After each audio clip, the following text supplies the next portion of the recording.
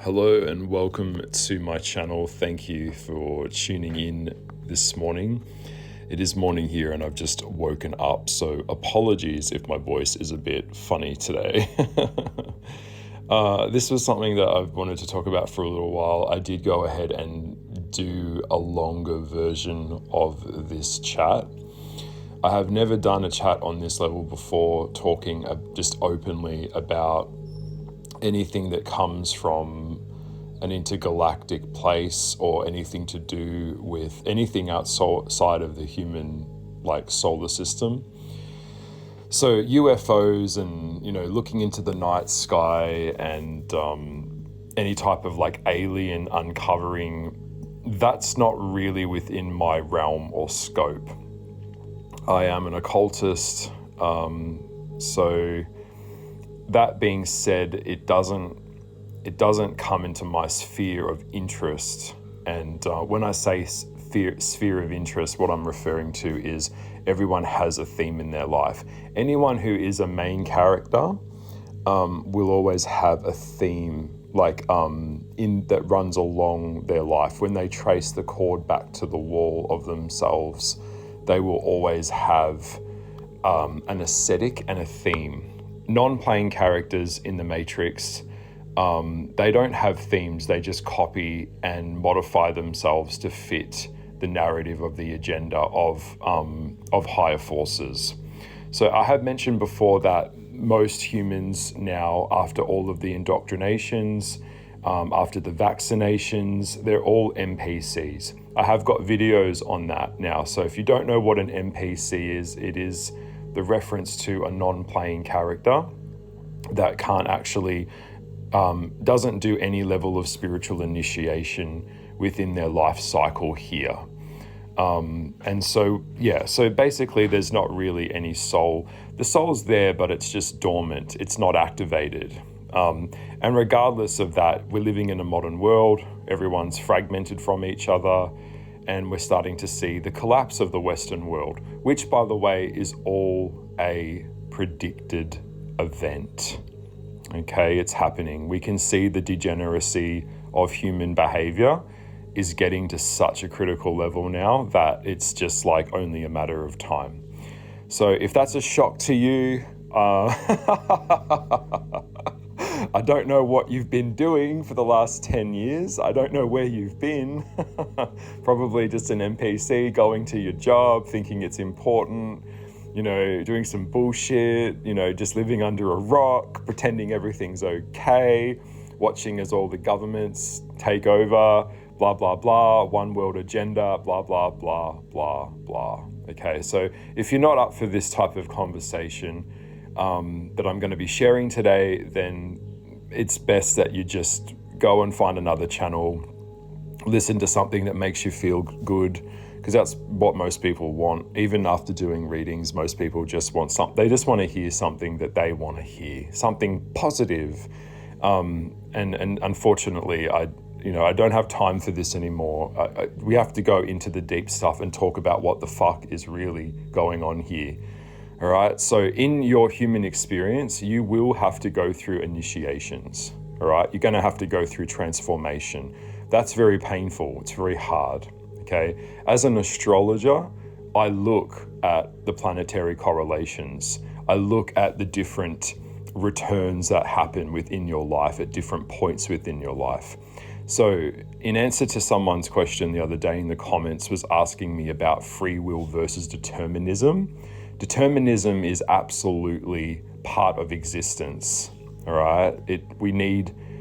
It's there. So there is a sense of destiny. There is a soul contract. There is an aspect of you coming down here, incarnating into human form and matter in the womb, and then you have to go through your lessons. You have a higher self. You have a higher ethereal body that you have to kind of develop through acts of service to others.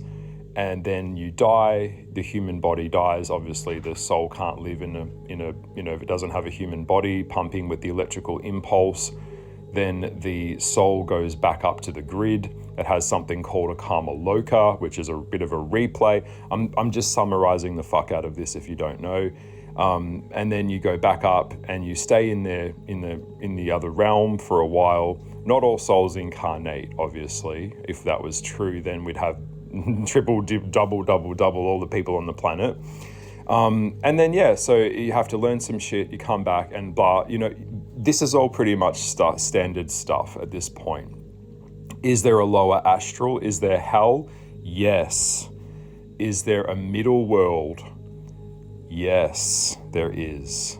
All right. So people don't like hearing that, but a lot of you are going straight to fucking hell. You are going straight to the lower astral. You will be serving a period of time there. And don't even think that you're not. You will. So in relation to me trying to get all of this out and trying to explain it to people, at the moment, humans are behaving like demons. And the first thing that I know as an occultist when I'm reaching out into the astral world, into the astral worlds, plural, is that the caster or the person that is connecting with the beings on the other side will have to be and will always be on the same energetic level as the being they are connecting with. All right, so the law of attraction and the law of resonance also works on some level within the spiritual world. So what I'm saying is polarity in vibration is impossible. Okay, it doesn't work like that. Unless it's a sadomasochistic dynamic, which I've explained before, which is opposites that need each other. That's another chat for another time. But for this chat is that, for example, if you're behaving like a demon, then you're going to attract parasitic and demonic forces around you because you are behaving like that. All right, it's pretty straightforward.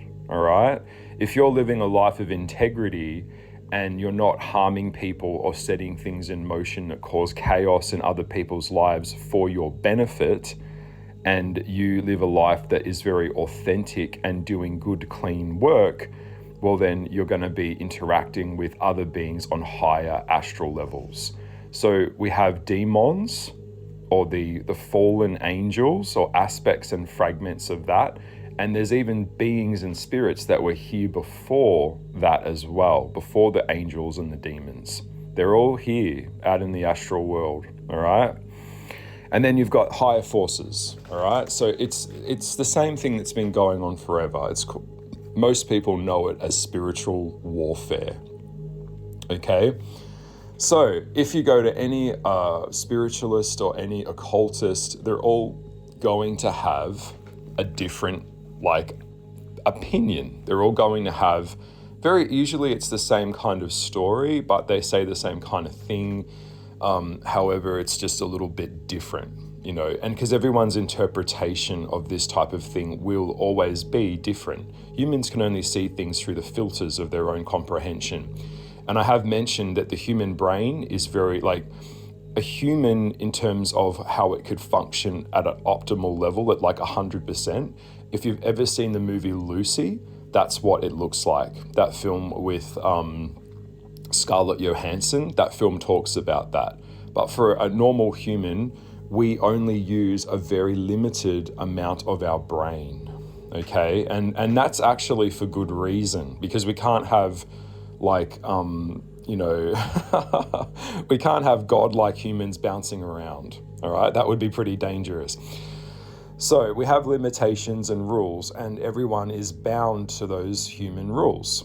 And then we have hybrids, and then we have parasitic entities that also occupy and live within and come into the realm of this world as well. And that is what is bringing me to talking and sharing my thoughts on the reptilians, the reptoids.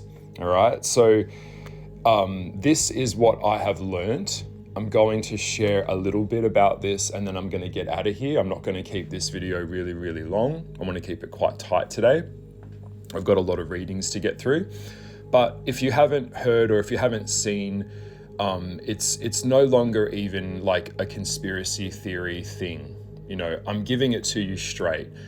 There are lower parasitic, shape-shifting entities that manifest and come up into the human form now. All right? There just is. If you're wondering why there's always wars in the Middle East, well, that is because there were holy grounds and holy temples around those areas that are needing to be destroyed and inverted. All right? So there is a war, a spiritual war that has been raging on this planet from forces of light and forces of darkness and false light. All right? So yes, all of this stuff is real. There is, in fact, consciousness that is omnipresent. So omnipresent means that it's a consciousness that can manifest itself at multiple places at multiple times for multiple reasons. So it's not just like when people think of like a god, they think, oh, like it's a god, like think of like Mount Olympus or like Zeus or, some of those Greek pantheon gods. They could only, some of them could only be in one place at one time. But when we're dealing with these types of presences, they are split and fragmented into millions of fractals that come up into the human psyche and in humans as well, for good and for evil.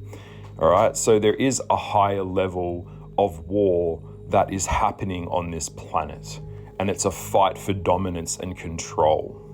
All right, so that being said, if you've heard about the reptoids or the draconians, some of them call them Sumerians. They believe they came from that race. This isn't just science fiction. To me, the reptilians are not an interdimensional race of humans from another planet. To me, and from my study and dealing with looking at them in the astral plane, in the lower astral plane, they are actually kind of like a hybrid of a fallen angel.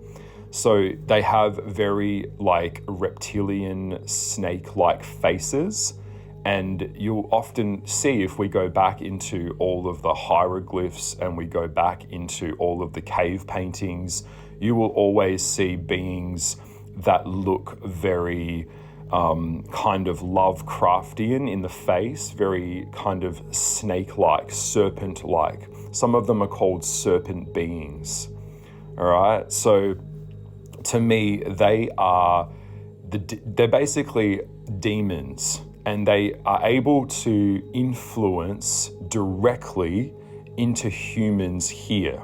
So if you're a demon and you're trying to cause influence on the planet, you're not just going to go for the regular, Joe Blow that walks down the street and is a plumber. The reptilians always go for people that are in positions of power, and they always go for people that are connected to world history events. So if you've seen a lot of documentaries, it could be anything that was done by David Icke back in the day, you will see we even have footage of face changing, shape shifting people, or people that appear to be wearing like some kind of mask over their face, and every now and then on the camera it'll kind of slip. This is all it's all basically, to me, a level of demonic possession. We know that the demonic world, the lower astral, it doesn't have the free reign that an angel does. It can't manifest itself in a physical form for prolonged periods of time. There's rules here in the physical world that they are also bound to. So demons work in basically a couple of forms. I could go on and do another video on this as well. They work on depression, they work on oppression, they work on degenerate thoughts in your head. They begin to infest your mind. Why? Because demons and angels live in the realm of the mind, because the realm of the mind is the spiritual world. And so they come in, like when we have so many people that are depressed and fragmented and inverted, and it's all going into inversion now, transhumanism, all this trans bullshit, it's all inversion. So the more that humans behave in this deplorable way, where they're rejecting their natural form, it raises the frequency of the lower demonic to come up higher. All right, so that's why I'm doing this video right now, is because you're going to start seeing more people that look demonic. You're going to start to see more reptoid looking people. And you can see it. I'm starting to see it when I go out in the streets, particularly around the cities and the metropolitan areas where a lot of these people work in roles that directly have power and influence over others. It's all connected to narcissism, and that's where it really is kind of sitting. All right, so this isn't something that's like in the realm of science fiction. You know, this isn't like what's his name, Howard Clerk, or like Ashton Smith. This isn't like you know, what was his name, Robert E. Howard. You know, the serpent beings. There's lots of books about this, but for me, what I see is these beings have been around in the occult world for a long time, and it is a demonic force that is looking for a host. A lot of the communication that we have with the reptile people or the reptilians is them trying to convince us that they are the original impulse that was here on the planet when we started. They are very manipulative, and eventually they start to come through and merge themselves into a human's body. And so they always go for like politicians, they go for world leaders, they always go for people that are in the public eye. A lot of world leaders, or very evil world leaders, if you've noticed, when you look at a lot of these people, you can see that there's something not quite right with them. You know, you can see when you look at their face on a camera. I'm very good at it now because I can face read, but you can see that there's another force there with them. They're slightly askew, and that reptilian or that hybrid demon is in their consciousness, and it's kind of running the show, you know, well, for periods of time, because demons can't like manifest themselves like an angel can. Demons have to kind of corrupt and infect humans to build up their power in another being. So it's a parasitic relationship dynamic that demons have with humans. So it's not like they can, like just manifesting like an angel, they can't do it like that. That would take an insane amount of energy, and they don't have that. So their way in is through human behavior. All right, so it's a very, some of them are very, very scary looking. Some of them in their true form are very, like, think of like Voldemort from like Harry Potter, that kind of fascist evil look that he had. Their face is like, their eyes are very slit-like, and their eyes are very rapid, like rapid eye movement, and very cold, very pale, like complexion. So the way that they present themselves can be quite different, but in terms of like occult lore and magic, they can't occupy a host like full time. They can come in waves and then they go back in. So you will see in a lot of like very elite cult groups, they have a very strong interest in the rejection of a human, of their own divinity. They have a very strong interest in science and neuroscience, and they have a very strong interest in humans merging themselves with machines and technology and AI. I have mentioned before, when we look at Elon Musk's face, you will see something is very wrong here. Like when you look at Elon Musk's face, there's something, you can see that there's something not quite right there. I have some information about that, which I won't be sharing here on this channel, probably freak people out. I'm probably shadow banned at this point. I mean, look, if you're watching this video and you like my content, the best way, like just off the subject, the best way is to just share this fucking video with someone, or go and have a look at my astrological videos and just share it with someone, okay? Because this isn't me. I'm not crazy. I'm not on any level of medication. I don't drink. I don't smoke, that type of thing. I'm just sharing with you like a baseline of what is really going on here, okay? So there are beings out there that summon lower astral beings, and they strike bargains with them. You know, a lot of the Goadic system is all based on binding yourself to a demon or making a deal with the lower astral in exchange for wealth, power, money, beauty, all that type of stuff. A lot of celebrities are all into this. You know, go and Google Murloc, you know, the Owl of Murloc. Go and have a look at Bohemian Grove.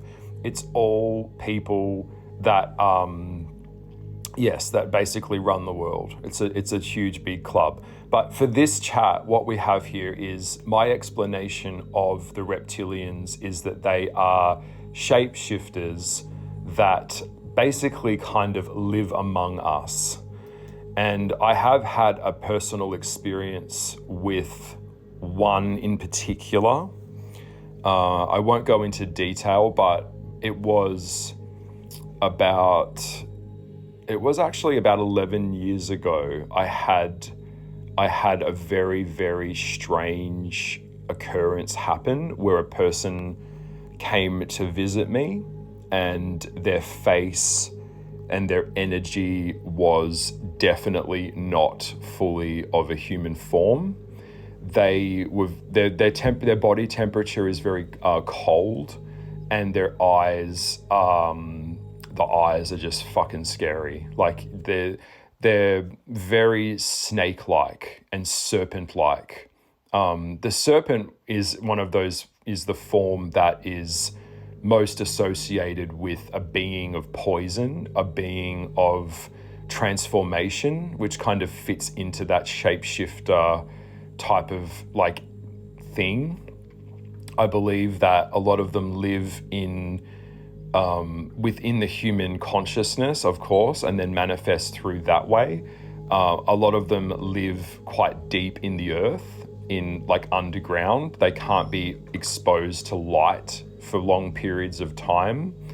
And yeah, so I did meet one, but look, I don't think I'll go into that too much. But yes, I was basically what I would call not groomed, but I was approached by a group of people when I was back living somewhere else. And sometimes what they'll do, they'll send out like a hawk, or they'll send out someone from their organization to come and meet you and suss you out to see if you're like someone that they could work with or someone that they could kind of enlist onto their team.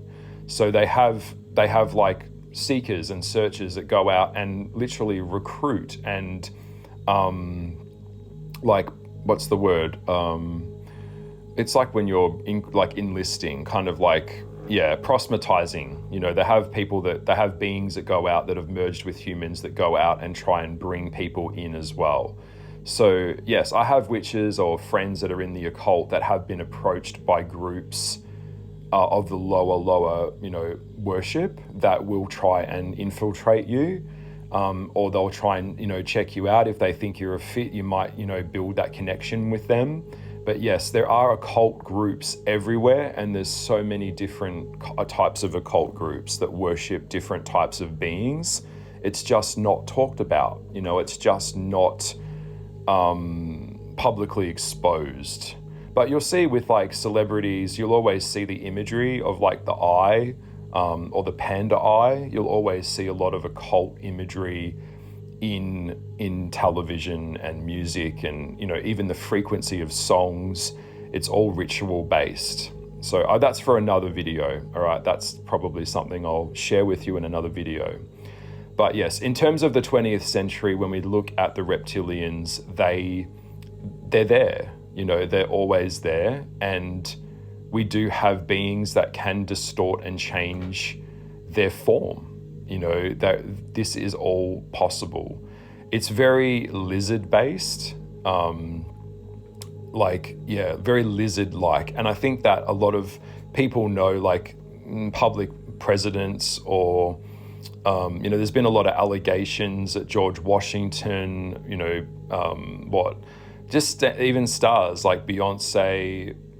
I don't think Beyonce is a reptilian. Barack Obama, all of these types of people, like they have an association with the occult. They absolutely do. And movie stars, singers, it's just all there without question. All right. So yes, it's quite exhausting, but we're dealing with people that are very power hungry, and any level of power hungry is always going to be a parasitic relationship dynamic that will play out through narcissism. And of course, when it comes to humans, when you project a thought or an energy out there of worship, you are transmitting that frequency to that person you're giving your worship to, or your deity. So that's one of the things in the modern world that I don't think people comprehend. And this was something that was looked at in the book series American Gods. It was also in a book called The Wicked and the Divine, is that modern day celebrities and political figures act as Mount Olympus to the humans, to the stupid little, humans that can't do anything, that have to give their worship to fund the gods. So Mount Olympus was, in a way, a prototype of, like, the Greek pantheon of gods was like a prototype of what Hollywood has become. So you've got people that live up in these beautiful hills. They're super rich, they're super wealthy, they're super powerful, super influential. And then you've got the humans, the people that worship them. So in a modern world, when you purchase something of like a celebrity's like culture, like something that a celebrity's made, like it could be like Beyonce's perfume, or it could be their clothing line. What you're doing is you're paying homage to your deity through monetary gain. I hope that made sense. So yeah, so the frequency always matches the person it comes from. So and the target audience. So say for example, I know I'm getting a little bit meta, but just hear me out, because if you have never had it worded like this, I'm going to try and word it really directly. So when a person purchases the product of a celebrity, they are enforcing power into the celebrity, and they want to consume the celebrity to take on the influence of that person into themselves. But it will always match the archetype of the person they're worshipping to the person that is paying homage to their deity. So for example, when a little girl puts a poster of a pop star on her wall, she is worshipping the deity of the pop star of that person and idolizing them, okay? Because she wants to embody an aspect of the thing that she's trying to bring into herself that the celebrity has. I hope that made sense. I hope I didn't confuse you, but that's actually what's going on, okay? And this can work not just with celebrities, but yes, it can work with demons. Yes, there are people out there that really want transhumanism. There are people out there that really want humans to merge with AI, that want to put chips in their brain, that want to move into more of an harmonic way of being.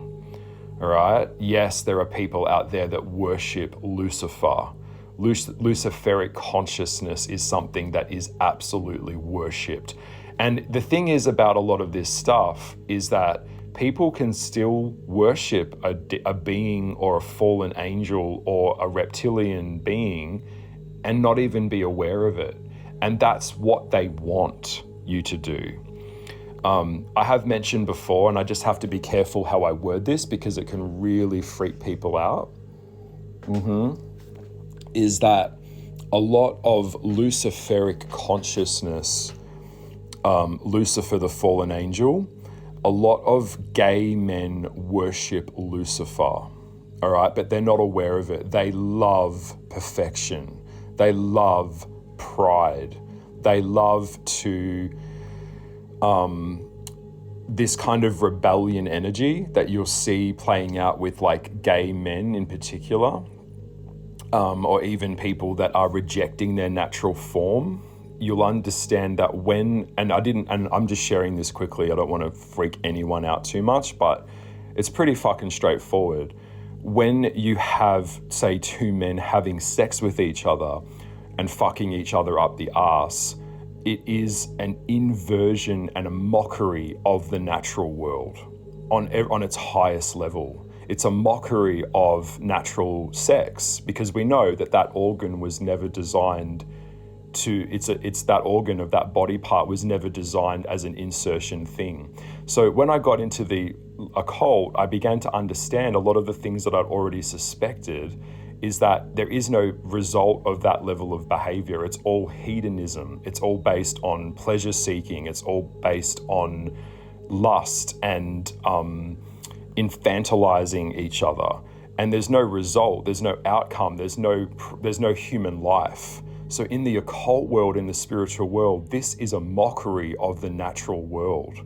And so that power, when it's conducted, actually has a frequency which feeds a spiritual form.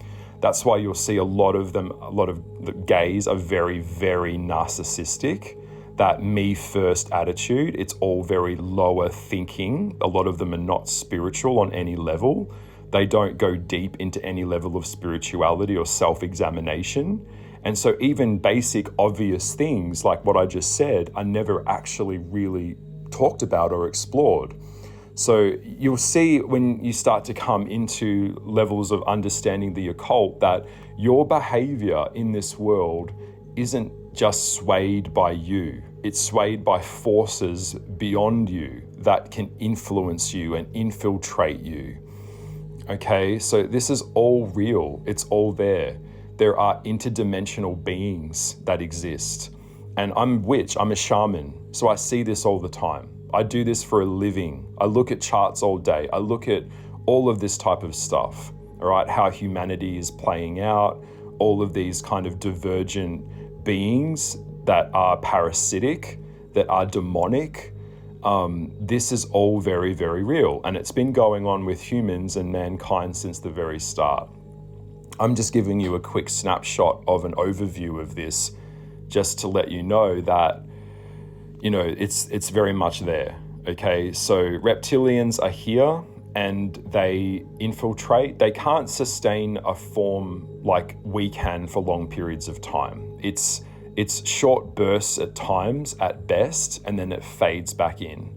But I mean, have you ever got on a train, or have you ever walked, you know, got on a bus or public transport? You'll hear a lot of stories now where even a woman on an aeroplane that went off her head, you will see that a lot of these hybrid beings are now getting to, because our planet is, you know, we're so fucked, but the planet, the way that we're behaving is so lower astral that the lower astral is now coming up on levels that it never could before.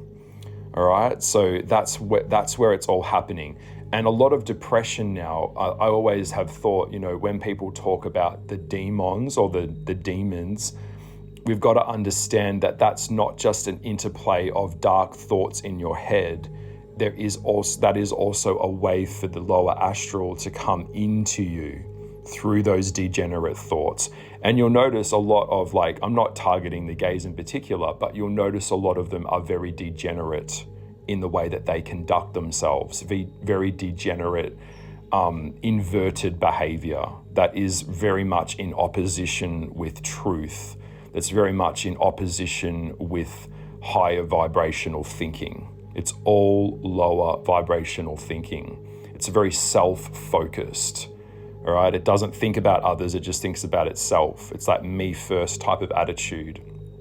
All right, so beings come up and they connect.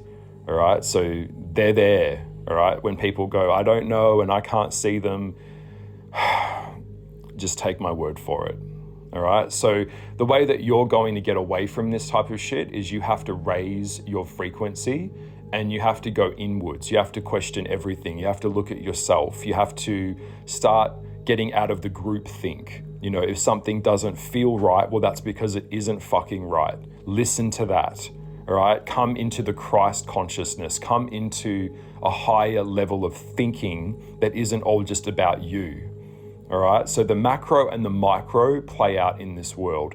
As an occultist or an astrologer, I'm telling you now, souls move through realms as they age in this form. It's all based on levels of initiation. We move through the solar system. We move through Saturn, lessons. We move through Jupiter, expansion. We move through all of these things that we have to go through, all right? So yeah, I know this is a lot, but it is what's really kind of going on here. And I'd rather you just hear it directly from me because I deal with this stuff all day, every day.